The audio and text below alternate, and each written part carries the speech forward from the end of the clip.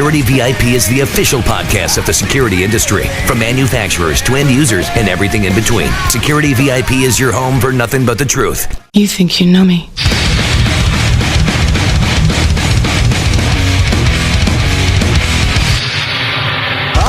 You're listening to the SecurityVIP Podcast, hosted by Taylor May, the official podcast of the security industry and home of nothing but the truth.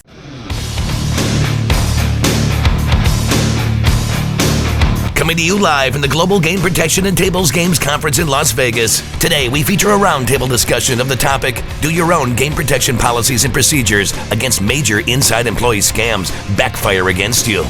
Panelists include John Underwood and Josh Anderson of Cherokee Nation Entertainment, Collette Brown of Spirit Lake Gaming Commission, and Jeffrey Otto of Del Lago Resort and Casino. Get ready for nothing but the truth. Well, welcome back, guys, to another episode of the SecurityVIP Podcast. Who does not love Motley Crue? Can I get a raise of the hands who loves the crew? I mean, I might be born in the 90s, but I can appreciate the 80s music right there. Dr. Feelgood, we're kicking off another episode here. Guys, on my podcast series, my name is Taylor May, the owner and host of SecurityVIP, the official podcast of the security industry.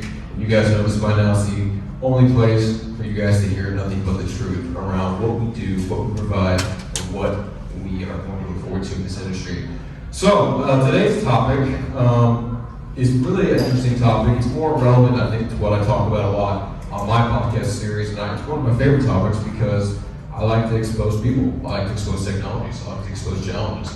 And really what this topic says to me is inside employee scams really, excuse my language, but fucking you over, taking your money. And I know Josh and John, you guys have probably experienced this a lot at Cherokee Nation with certain hires.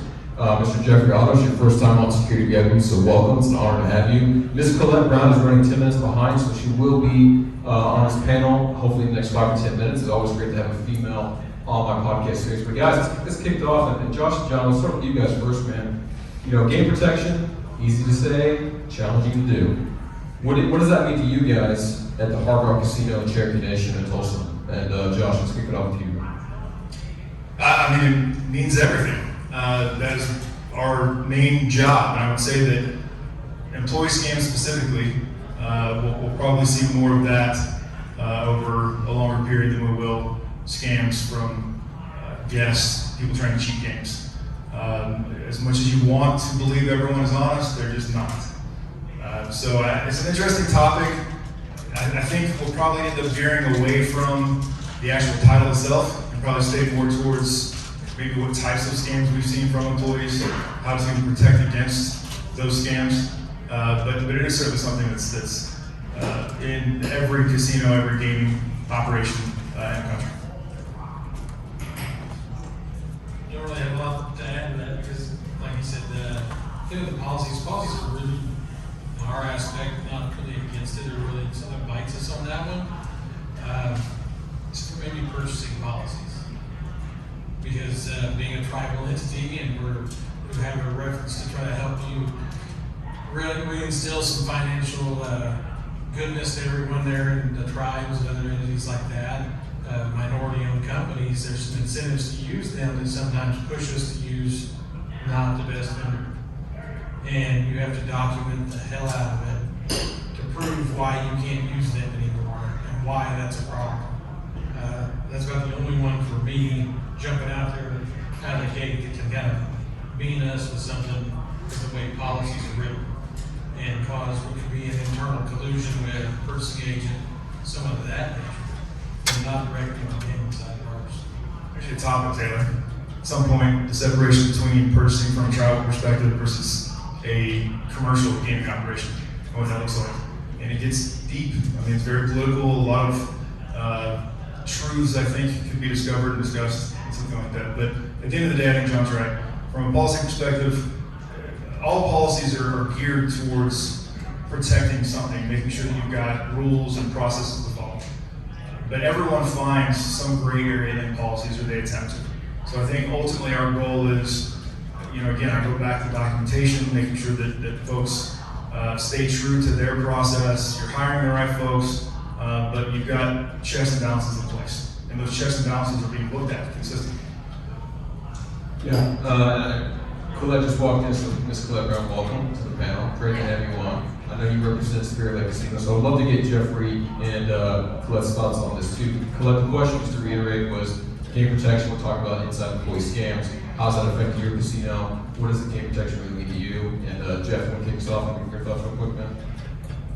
Game protection is everything to us at Del Lago. There's policies and procedures in place for a reason, and I train my staff that this is what departments, specific table games, this is how the game is supposed to be dealt, these policies that they're supposed to adhere to. So the moment that there is somebody that's not following procedures, we're gonna hone in on that and figure out, why is this person doing that? Are they lazy? Are they trying to just deal the game faster because they want to get more hands per hour?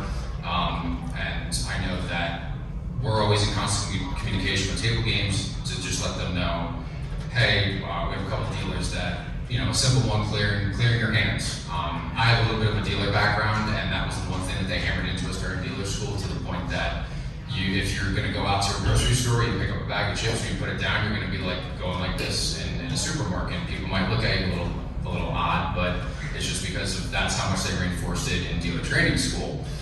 So even something as simple as that, just letting table game staff know, hey, we have 3-4 dealers that are not clearing their hands properly, and that simple procedure that's written just about every table game manual came back to bite us at one point. So again, it's everything to us. The moment that we see a red flag, we're going to hone in on it and figure out why this individual or individuals are not following procedure, and we're always in constant communication with table game staff just to let them know that, hey, we're just trying to prevent this from becoming a bigger issue down the road.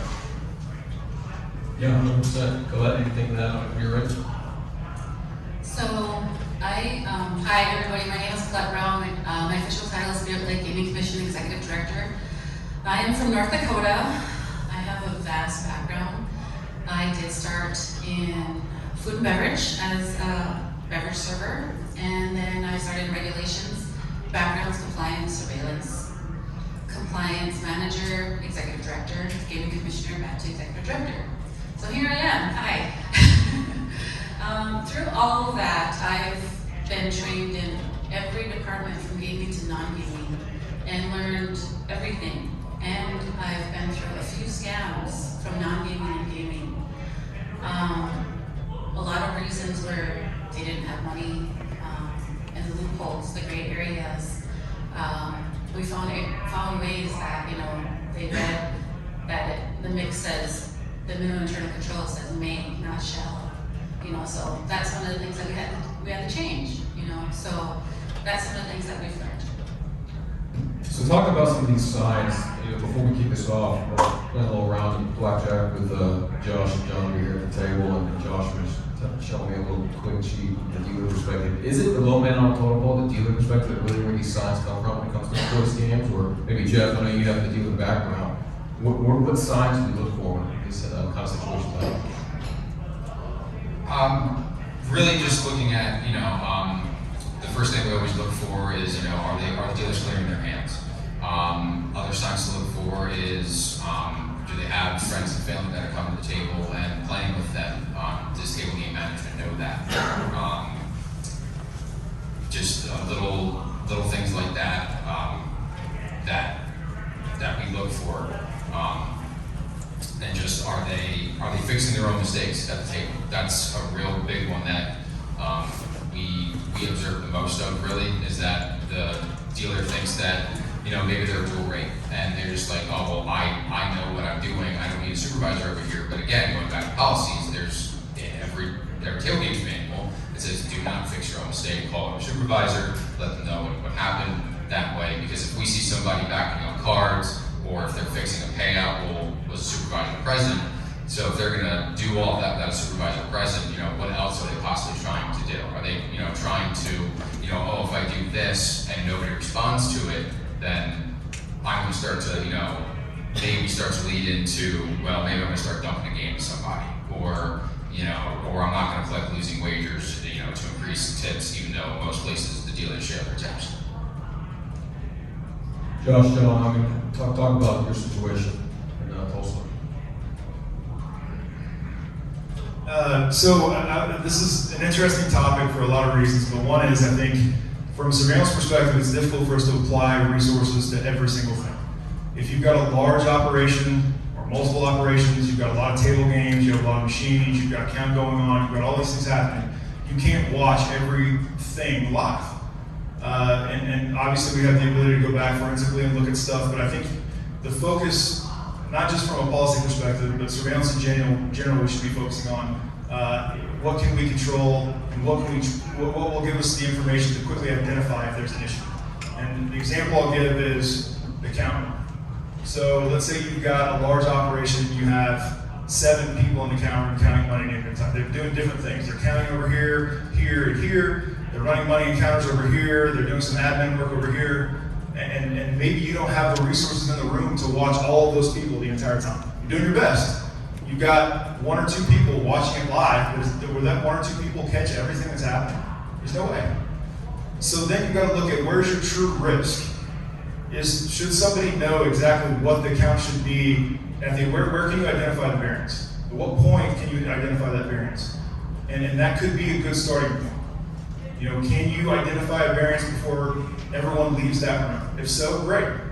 Now you can run video back and you know it happened in the room somewhere. But it's looking at policy in part and making sure you're identifying changes or variances from the policy, but also identifying where's your risk at and finding out that key point that you can stop the operation and say, wait, we've got a problem. And now we backtrack from there. And it's not always possible everywhere. I mean, table games is viewed differently, I think, in a lot of different facilities, commercially, versus tribally. I think we all have very similar policy procedures, follow the same process. But if you have 40 to 50 table games that are active at any given time, again, it's impossible to watch them all at one time. So where's the risk, and where do you quickly identify if there's been a variance or if there's been an issue? I know that's kind of a general answer, but it almost has to be, because it's very difficult to give a specific answer for all the different operations that we have going on. Yeah, to touch back on the table games and the policy side, like there was a practice that they tried in ours for a while that was, honestly, it was a terrible practice for surveillance to have to try to handle. And that was, they did a report monthly on the dealers' tips. All tips that were dropped and what was reported on, and they started requesting live, full-time watches, entire shifts, and 3 dealers every time they got that report. Okay.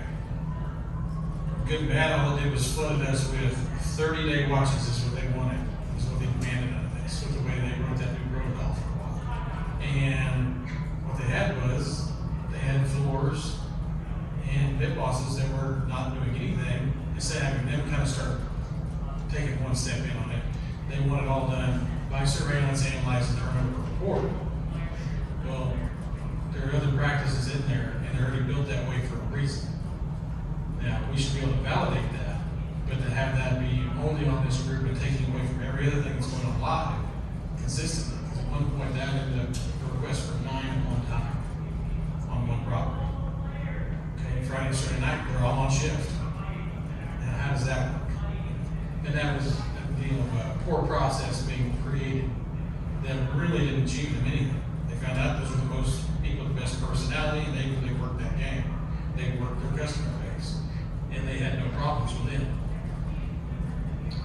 Just a general question. I'm generally curious. Do you think this issue is more relevant in tribal gaming or corporate gaming? Josh, you brought this up because I think there's 2 variations of challenges. You look at corporate versus tribal. I would love to honestly know. I mean, is this more of an issue in tribal, or do you think MGM, Caesars, all those guys? I think that if you're talking about employee scams in general, it's relevant equally on both sides. I think it's generally people, and we all have people. Some of us have massive operations, and it really doesn't matter the size of the operation, other than the percentage of the employee committing a scam might grow as the size of the operation grows. But it's really people. I mean, you think about entry-level employees, whether they be an operational employee, a table games employee, cage employee. A lot of them are struggling. Especially around the holidays, we see an increase in the spike there. So I don't think that it's specific to commercial versus tribal. we may see different types of scams, Right. but I certainly don't think it's specific. I think it's general for each. So moving on, Collette, being out in North Dakota, I would love to kind of hear your feedback on your protocol when you actually do catch someone cheating. What's that first initial step when you identify, hey, there's an inside scam going on? What do you guys do? What's the SOP? Well, usually it's surveillance that does catch them, and then we contact security and contact law enforcement. And then they do contact me as the executive director and the general manager, and we do download everything that we have found and what they have violated. They're It's getting real over there, out of man. It's a little intense over there. But yeah, that's usually the protocol, and if they are a tribal member, we do prosecute in our tribal court. And if it's a non-tribal, we take it to county. Jeff, what about you, man? You're in New York, so talk about your procedure over there. Usually when we identify something, we'll go back as far as we can with video retention and see how long it's been going on. I know one of the big cases that we handled had to deal with craps, and we were able to go back as far as we could, but as we found out more information, we believe that the scam was going on since about August, and we didn't discover it until maybe about October-ish, maybe October, November, and then the reason was because that at the time the VP Table Games said something to the previous director that the numbers were off on the hold for a craps table, and it seemed to be when one of the bigger players that we had was playing. And at first we thought, well, the individual does come in, he does spread a lot of money around, so those numbers are going to fluctuate if that person does come in, but they claimed that the numbers were even further off than they should have been with the amount of money this person gambles. We started going back, compiling all the information. I forwarded it to the director, just to let him know, like, hey, here's the amounts that we have so far just in the month of September alone. It sounds like this is going to be a very, very big case. He takes that information, and then he reached out to the VP of Security, let him know who the individuals were that were involved. He also talked to the GM, let him know, hey, this is what's going on. We're going to try and catch up as quick to live time as we can, and then we're just going to close watch them. We close watched them for maybe about 2 weeks, another month, and we did it very quietly it was for a busy Saturday night. It was done very quietly. The VP of Security approached approached the player, told him what was going on, asked him, we'll see you in court, and state police waited for the two perpetrators, the two dealers, supervisors that were involved in it. They waited for them to come off break. They came into our employee dining room area, tapped them on the shoulder, walked them upstairs, and gave information. We turned all of our video coverage over to law enforcement so we could prosecute everyone involved. Let me add something quick, Taylor. I think there are, as much as we can sit up here and talk about the things that we do and the things that we've seen, I think that Jeffrey brings up an interesting point that is often overlooked, and that's variance reports, really any kind of report, whether it's a variance report, a hold report, whatever it is, need to be viewed by surveillance, and it has to be viewed by surveillance consistently. Because it's really easy to pacify an issue or push an issue off, and this is the reason why. We've seen that a million times. No, this is the reason why. This is justification enough for it. And then by the time it gets big enough and you see it, now you can only go back so far and prove something that's probably been going on for a long time. And we've seen that fairly consistently. And really any report, not just variance or anything that would really, something would stand out. I'll give you an example, and I'm going to butcher this just a bit, so please forgive me, but I don't remember the exact situation other than, and this is several years ago, I'm getting older, it's tough. But we had an employee that was a gaming employee. I think they were a customer service rep, and they would go out, they would pay out jackpots, but they'd have to have a supervisor sign off on the jackpot payout. And I don't remember how it was brought to our attention. John, you can jump in if you remember this better than I do. They were hand pays like they're doing machine. That's right. So they were hand pays, which required a supervisor to sign off. Eventually it hit our radar. It was a while after it had taken place, go back and our guys review it, and they find out, yep, this has been happening, it's been happening for a consistent amount of time. We started looking at what are the key signs that would have stood out to us. And really there wasn't anything that would have stood out to us. Hand pastes happen all the time. I mean, it's not something that you want to happen, but they happen. Supervisor signed off on it, didn't seem like they were an issue.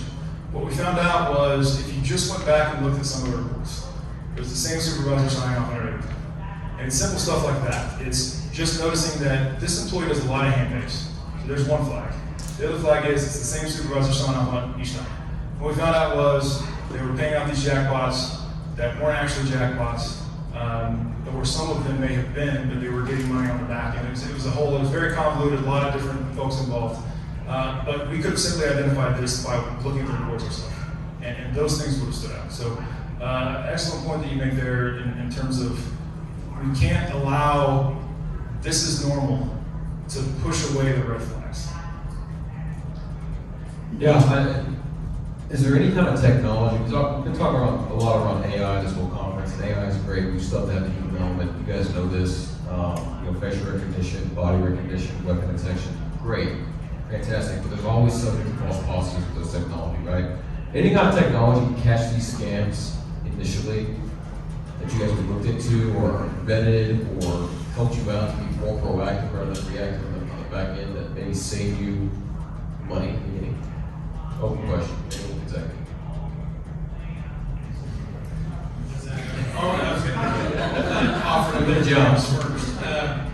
There's software like IGT reporting, things like that. I mean, it has like 1,200 alerts that you can activate, but it's always the if, then, whichever, and how you set it up.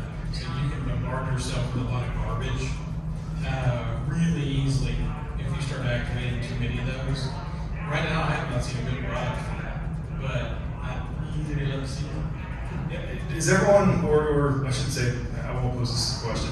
If you're not using smart cams or machines and tables, then I think that there is a major risk from an account perspective for there to be some type of theft or collusion theft with table games if you're not using something that can be compared against the count.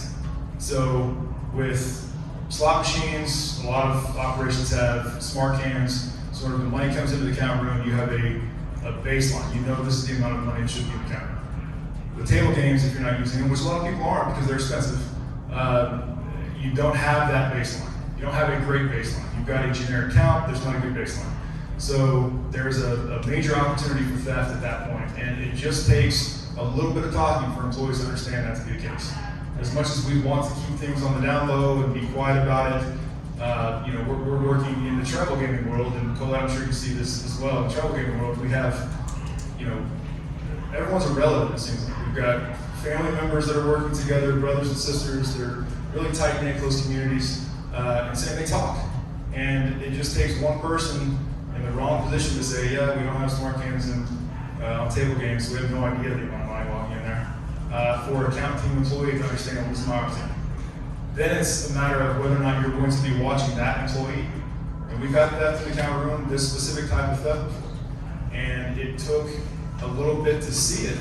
And I had multiple people review the video afterwards. So we knew this one employee was stealing. We knew he was doing it during table games. I had multiple employees review it afterwards to see if they picked up on this one. I didn't tell them who it was. There were 7 people in the room at the time. And none of them picked up on this. It's because other people were also doing things that seemed a little suspicious. So going back to some of the things that Jeffrey talked about, just specific to your basic policy stuff. If they're following those things, then the red flags do stand out. But if no one in the room is following that stuff, then they don't stand out so much. It's harder to find these small red flags. Complacency is something I talk about a lot on my podcast, and I feel like naturally humans become complacent when it comes to just everyday life, right? We're not thinking ahead, we're not future-proofing policies, procedures, technology. I mean, kind of like with a certain customer that says see analog cameras, I see key fobs or access control, I'm thinking, God, what are we doing here? So that mindset of being proactive and reactive is crucial. And specifically with this topic, I want to ask this question with all you guys, talent retention and talent recruitment. Like Josh said, being a tribal game, you have family members, brothers and sisters all working together. One story, one event where it gets out, everything spreads. So how does that come to talent retention, talent recruitment? You're actually trying to get more people to work with you, see them in the tribe. And Collette, let's start with you first on your end. So, time and recruitment is difficult in a small community. My tribe is only about 7,500 members, and we are near a small town, a resort town of about 10,000 people. In about a 30-mile radius, there's maybe another 10,000 people. So, and we normally have about 180 full-time and 150 part-time. We go through 150, I'd say, every 2 months on a rotating basis because it's just that volatile. And I honestly feel like the complacency is there also because of, I don't know if it's COVID, or if people feel that they're not validated, or they don't feel like, okay, I'm gonna put in these 30 days and then I'm gonna jump to the next job.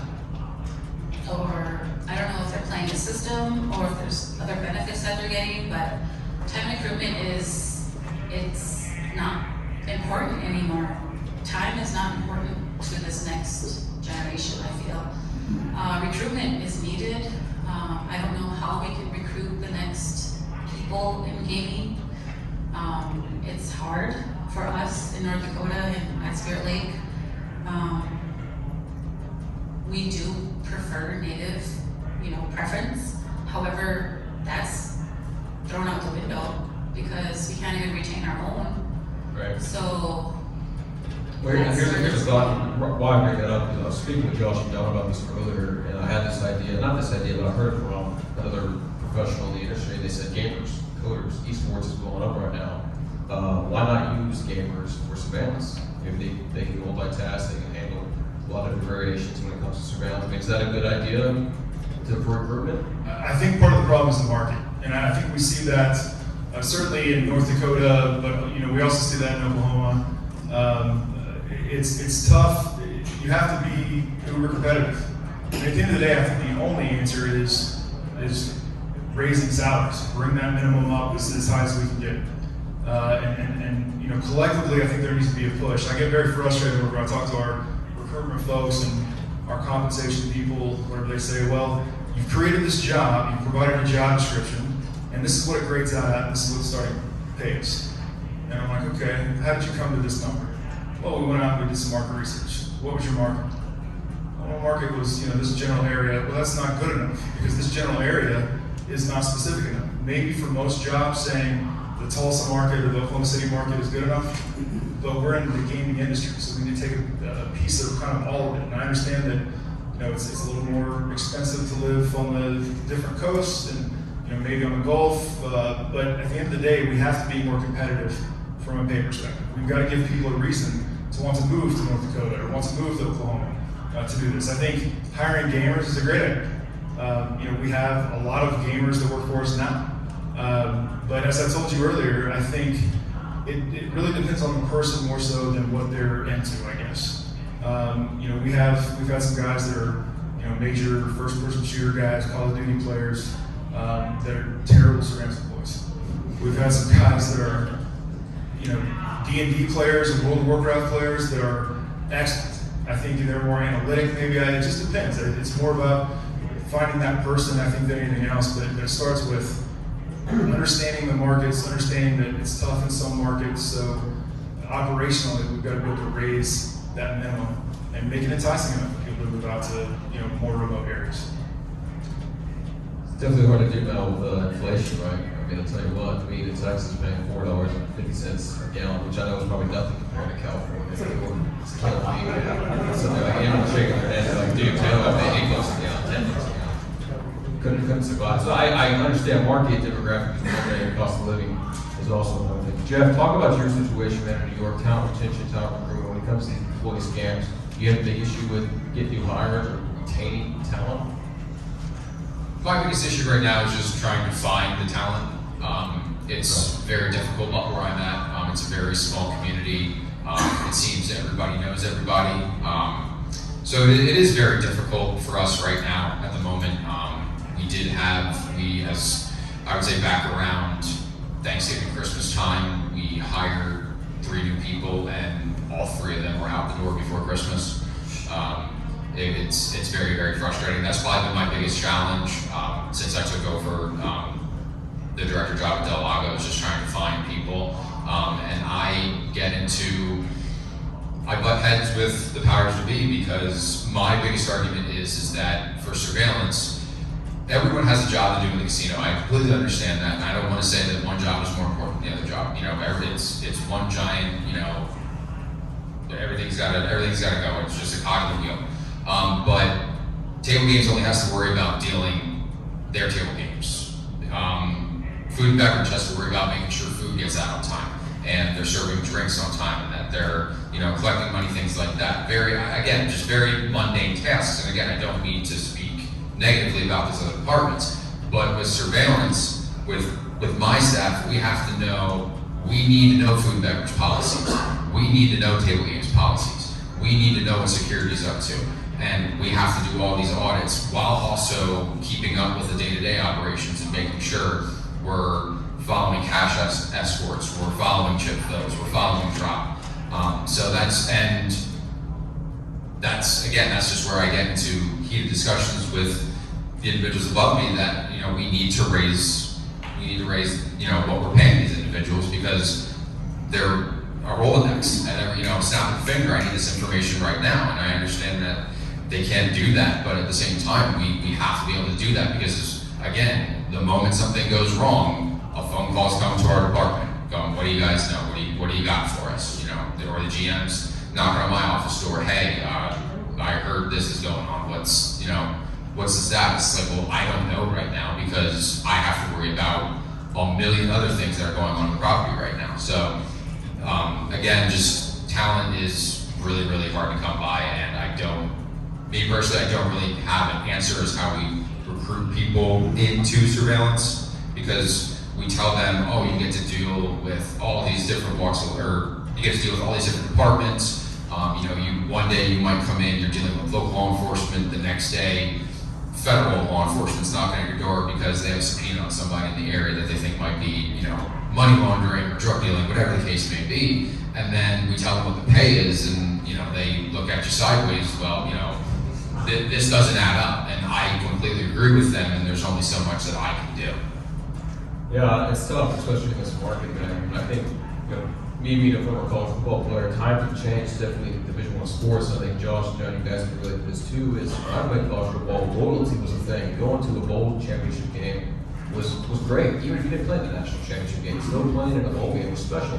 Nowadays, these generation of kids, they might be to school for a year and they're going into the transfer portal. So loyalty and trust it's just so hard to find. And I think obviously raising the cost of pay is definitely going to help out with that, but it's the trust factor there too, and employee engagement and making them feel special. So, what is the solution besides just paying? What else can we get more people to stick with you guys when it comes to, perceptions, reality, like I always say too, employee scams, or if that leaks, how can you inform the next talent that gets your casino, hey, this is not going to happen again because you're going to be a valuable member of the team?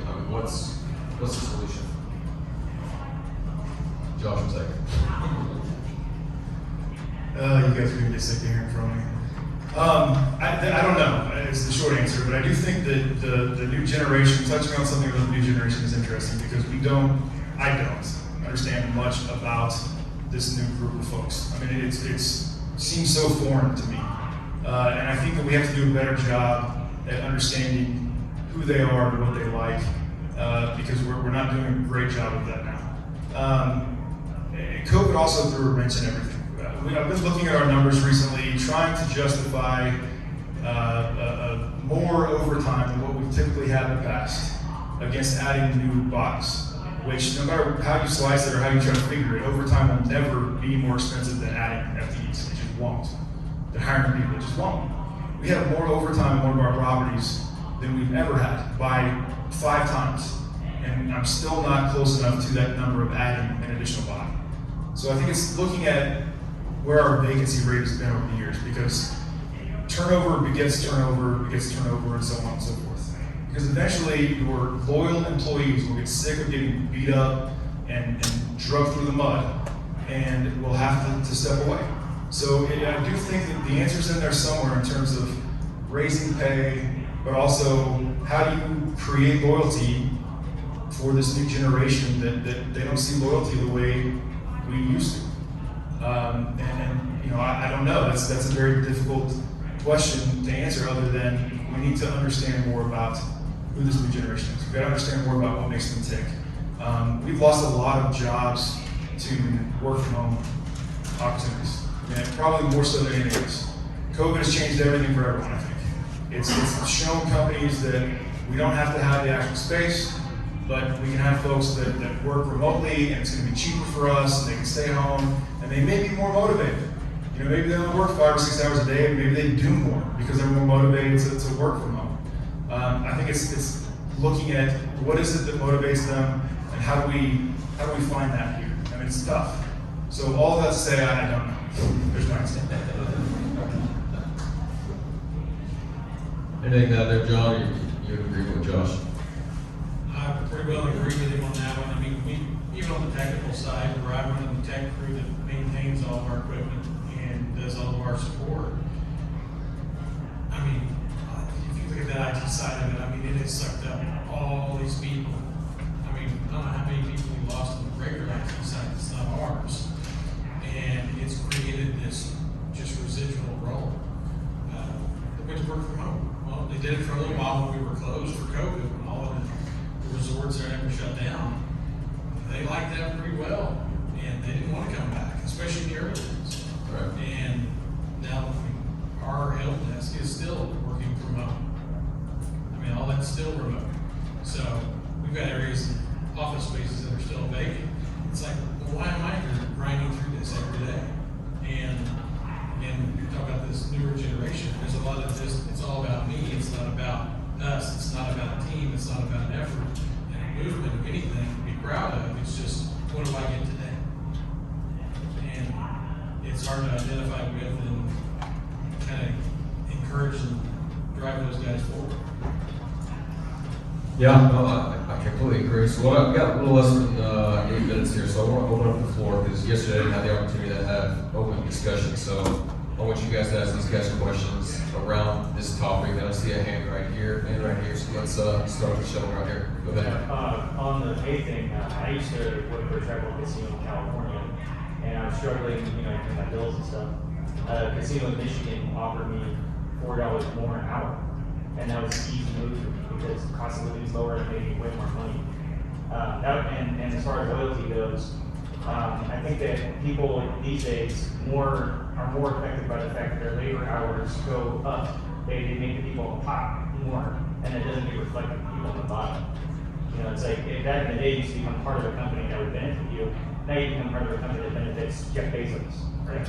That's the next point. I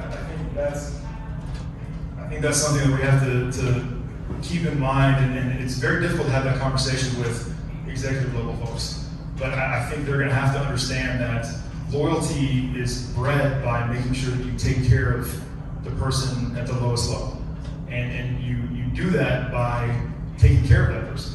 You can't fake compassion. You can't fake that side of the truth.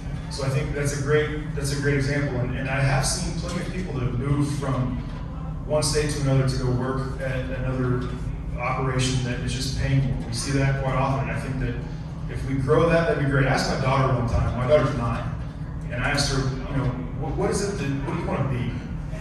And her answer to me was a YouTuber, and I thought that's so frustrating.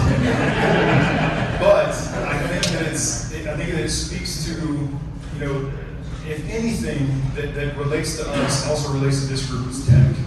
So one thing that we've looked at focusing on is how can we increase our use of cool, fun tech that benefits the group to also maybe drive this newer generation. And I don't know if that works or not, but excellent point. I mean, it's if it doesn't start at the top, if the top isn't buying to taking care of employees at the bottom, and all they see are, we're having to cut back on pay, and we're laying people off, and yet these guys keep getting their fat bonuses, it just doesn't work. Okay. Glenn Wilson, Tampa, Hard Rock. We find that training and awareness, game protection training, game protection awareness, is a successful tool. This is more of a comment than a question. It's a successful tool because we train our supervisors, we train our managers. The whole team is aware of that. They're less likely to do an inside scam if they know that everybody around them is trained to see that. And we find that's a very successful tool. We're constantly doing training.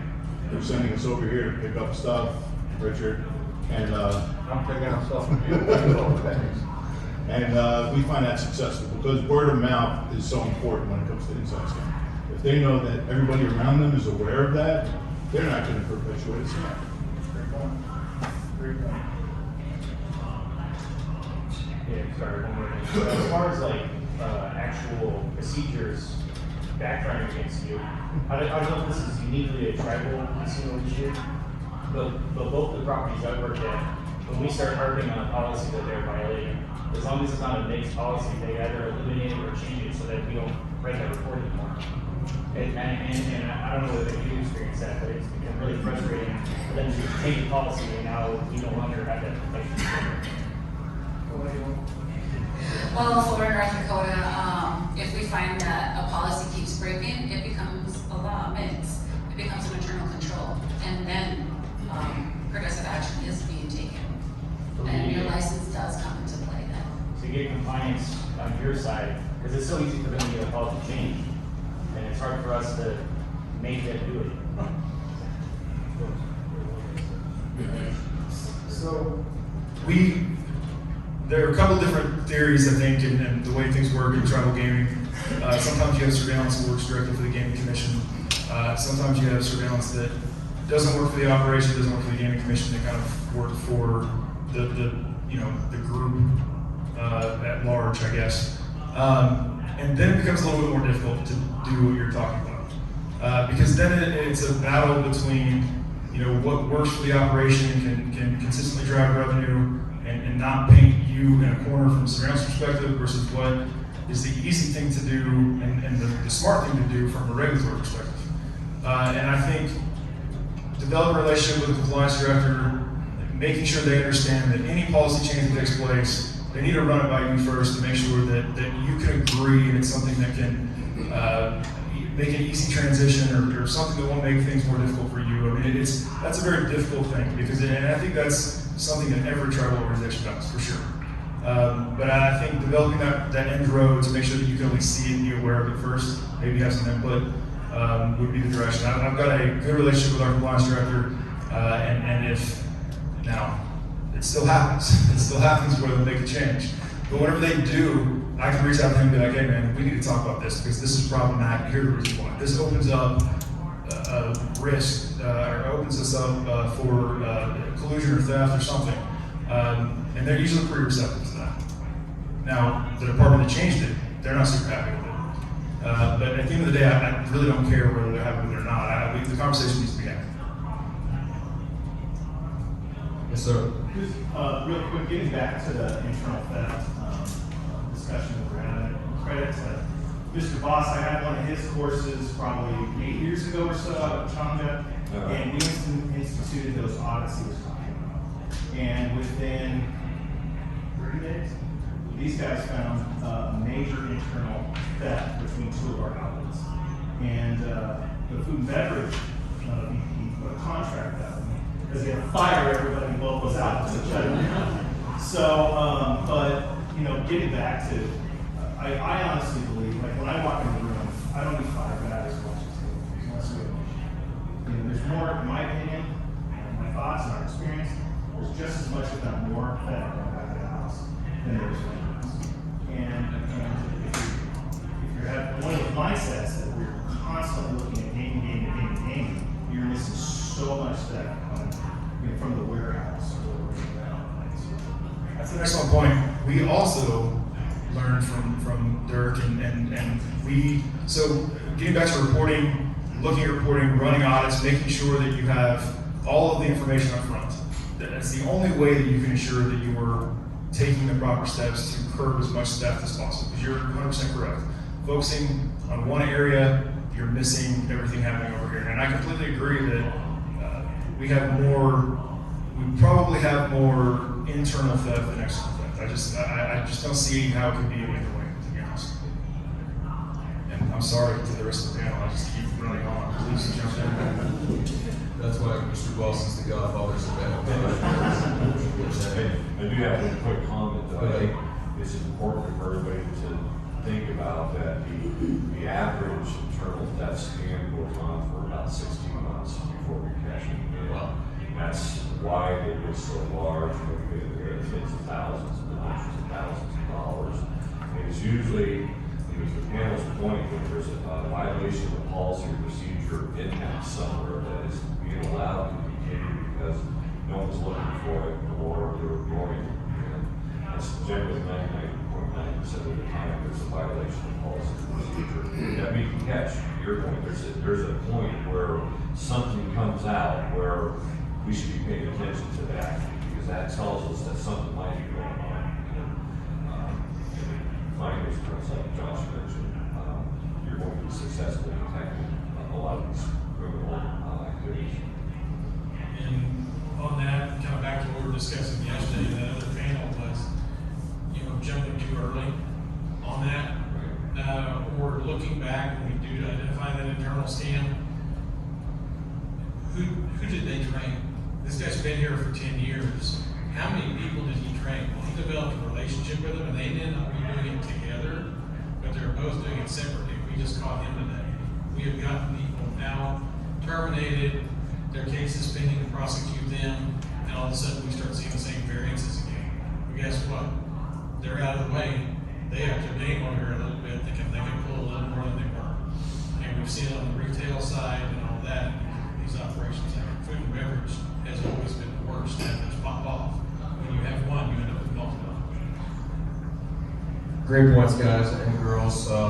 Wrapping up on time here. I appreciate all of you for spending some time with me on the podcast series. Anyone that wants to check out my podcast, SecurityVIPPodcast.com, SecurityVIPPodcast.com. Thank you guys again. You guys enjoy the rest of your conference. Stay safe.